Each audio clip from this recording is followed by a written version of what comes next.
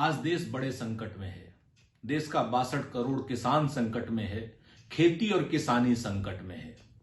आज देश का अन्नदाता दिल्ली की सरहद पर अपनी सरकार से मिलने के लिए बैठा है और यह संवेदनहीन सरकार 60 किसानों की शहीदी लेने के बाद भी उससे उसके मन की बात सुनने को राजी नहीं है। वार्ताओं के नाम पर मन की बात सुनाई जा रही है, लेकिन किसान के मन की बात सुनी नहीं जा रही है।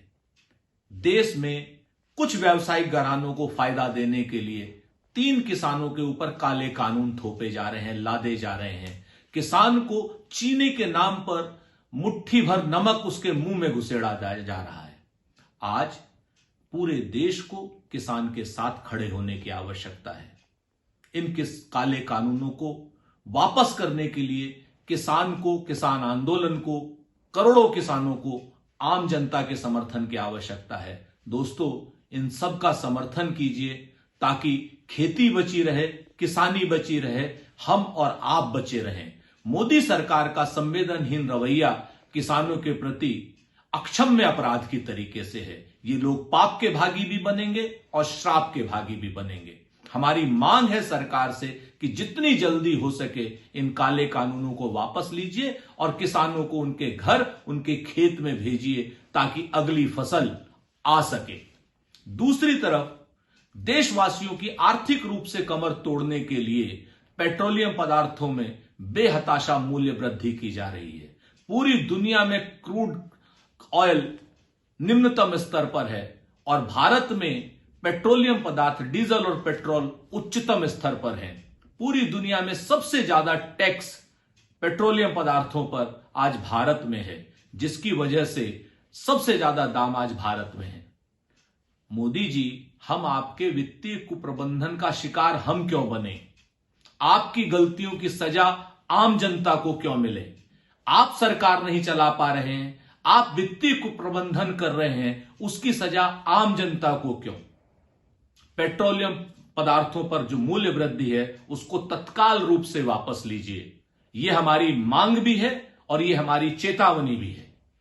काले कानूनों को भी वापस लीजिए और पेट्रोलियम पदार्थों पर मूल्य वृद्धि को भी वापस लीजिए। मोदी सरकार आज आपको ये सारी बातें, ये सारी मांगे किसानों की और आम जनता की मांग।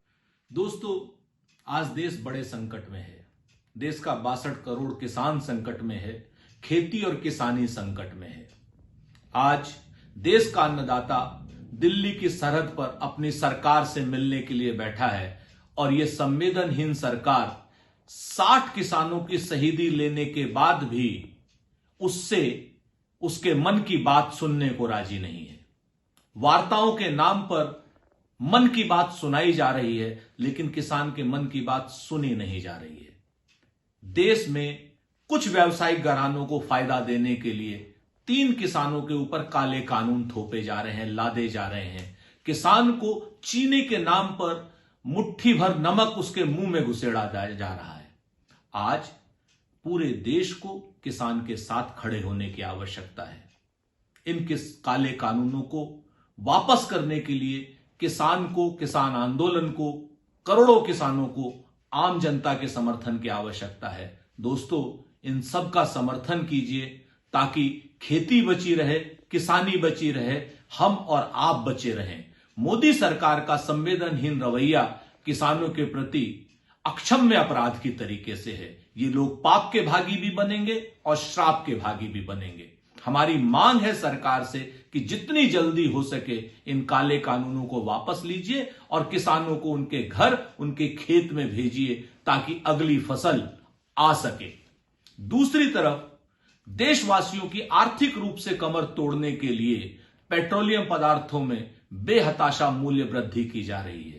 पूरी दुनिया में क्रूड ऑयल निम्नतम स्तर पर है और भारत में पेट्रोलियम पदार्थ, डीजल और पेट्रोल उच्चतम स्तर पर हैं। पूरी दुनिया में सबसे ज्यादा टैक्स पेट्रोलियम पदार्थों पर आज भारत में है, जिसकी वजह से सबसे ज्यादा दाम आज भारत में है। मोदी जी, हम आपके वित्तीय कुप्रबंधन का शिकार हम क्यों बने? आपकी गलतियों की सजा आम जनता को क्यों मिले? आप सरकार नहीं चला पा रहे हैं, आप वित्तीय कुप्रबंधन कर रहे हैं, उसकी सजा आम जनता को क्यों? पेट्रोलियम पदार्थों पर जो मूल्य वृद्धि है उसको तत्काल रूप से वापस लीजिए। यह हमारी मांग भी है और यह हमारी चेतावनी भी है। काले कानूनों को भी वापस लीजिए और पेट्रोलियम पदार्थों पर मूल्य वृद्धि को भी वापस लीजिए। मोदी सरकार आज आपको ये सारी बातें, ये सारी मांगे किसानों की और आम जनता की माननी ही होंगी।